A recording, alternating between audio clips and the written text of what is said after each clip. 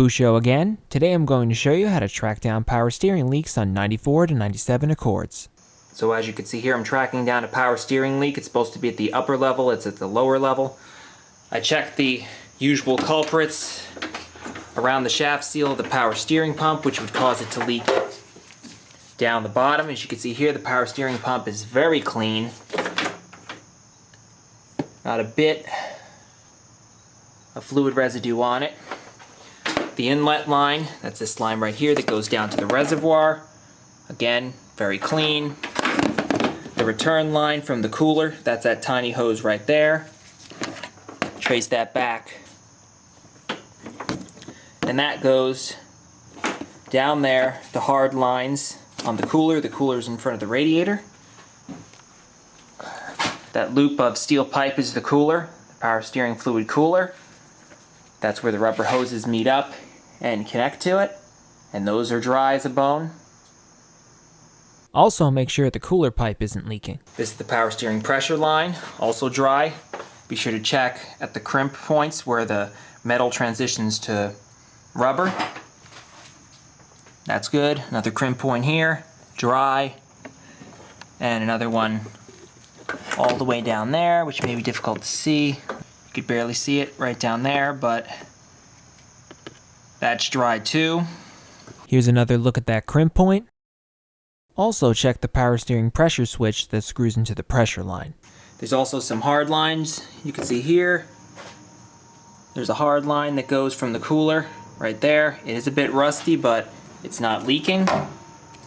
Goes along the rail here and down and transitions to that rubber hose there. So let's check that underneath. That's the rubber hose it connects to. No leaks there. And that goes up to the power steering rack, so let's have a look at that. Two lines connect to the rack. The one on the left is the pressure line. The one to the right is the return line. And those are dry as well. If you look back there, that's where the rubber hose that I showed you underneath transitions back to metal. That's the return line.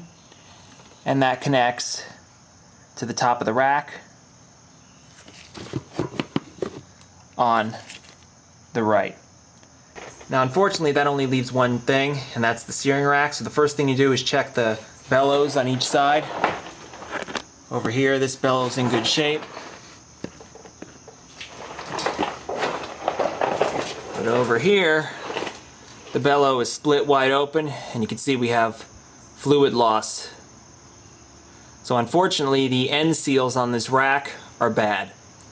Now, if you have other leaks in the car and you want to make sure it's just not something dripping down onto the boot itself, an easy way to tell is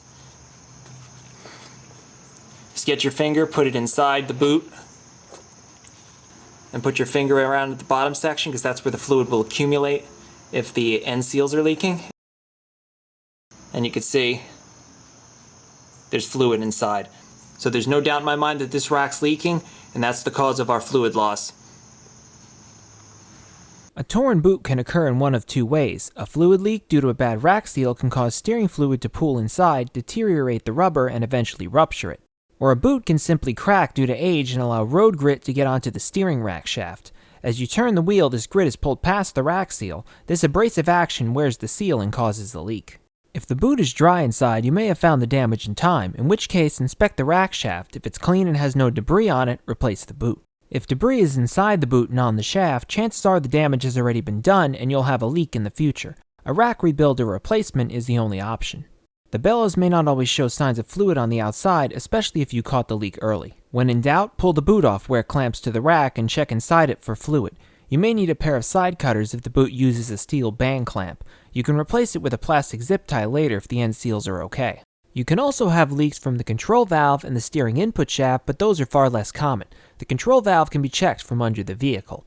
I don't check the input shaft until I've checked outside the vehicle for leaks first, since you have to crawl under the dash and remove a cover to get to it. Coming out of the other side of the control valve are these two steel hard lines. You also want to check these two hard lines for leaks.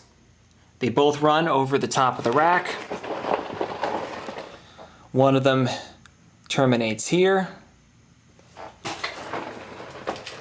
and the other one ends up there. Now you're extremely lucky if one of these lines is leaking. They're usually pretty trouble-free. The only time you're really going to have problems with them is if they get rusted through. This is the process I went through to diagnose the leaking steering rack on this Honda. I'll post a link to the replacement video in the description.